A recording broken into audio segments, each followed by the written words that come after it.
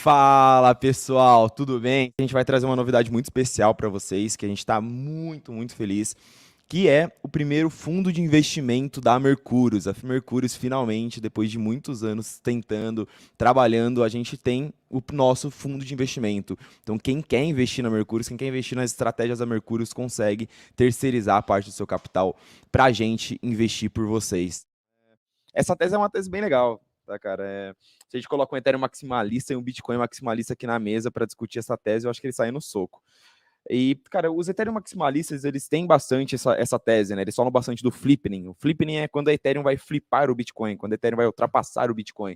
Eles costumam falar isso visando que em algum dia a Ethereum ela vai crescer, ela vai ser maior do que o Bitcoin em termos de market cap, né? O market cap da Ethereum, a Ethereum vai ser top 1 do mercado de cripto.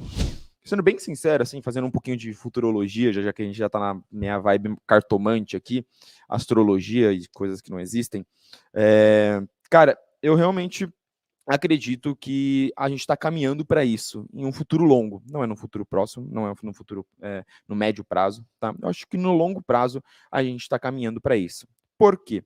Porque Ethereum, invariavelmente, ela foi desenhada para ter mais casos de uso do que o Bitcoin, o token Ether, tá? Token Ether ele é usado para pagamento de taxas na rede da Ethereum, ele é utilizado para pagamento de taxas na Layer 2, ele é utilizado para staking na Ethereum, ele é utilizado para staking na Layer 2, ele é utilizado como meio de troca financeira, ele é utilizado como investimento, ele é utilizado como reserva de valor digital. Então, em termos de pressão de demanda, de fontes de demanda, o que pode fazer com que o Token Ether ele seja demandado, existem muitas pontas que podem trazer volume, podem trazer dinheiro, capital financeiro para o Ether, ao invés do Bitcoin, tá? Eu ainda, cara, acredito que o Bitcoin é um baita de um ativo, porém os casos de uso são diferentes. Não adianta a gente chegar aqui e comparar laranja com maçã, beleza? E, pô, eu não concordo com a tese de que 2022 seria o ano em que a Ethereum ia ultrapassar o Bitcoin em market cap.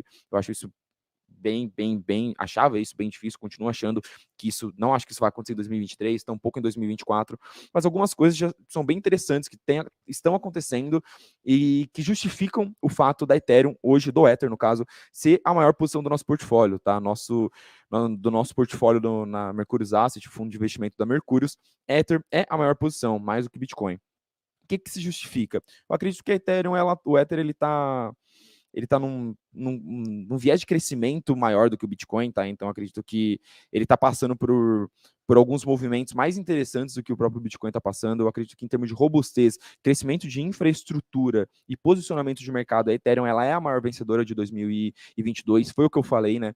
Na primeira tese aqui. Se eu pudesse olhar para 2022 e falar quem saiu ganhando, no ano em que todo mundo perdeu, quem saiu ganhando? Eu acho que a Ethereum saiu ganhando, porque o market share dela, em termos de plataformas de contrato inteligente, cresceu, ela atraiu muito capital para as Layer 2, para soluções de escalabilidade. O Merge, que talvez seja a maior atualização tecnológica da história de cripto, foi bem sucedido. A Ethereum está com um roadmap muito bem organizado para 2023.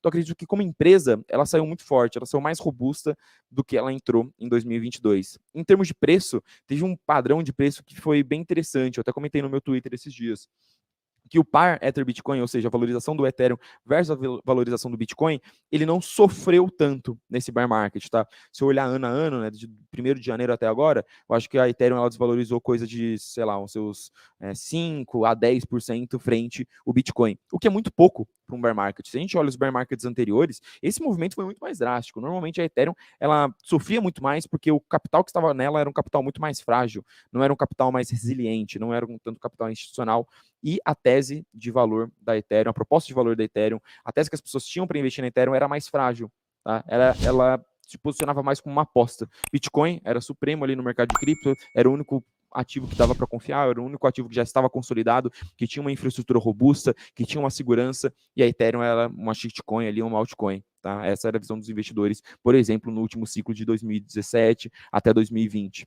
beleza? E a Ethereum nesse patamar, nesse cenário, ela apanhou muito mais do que o Bitcoin. Agora a gente está vendo um movimento diferente.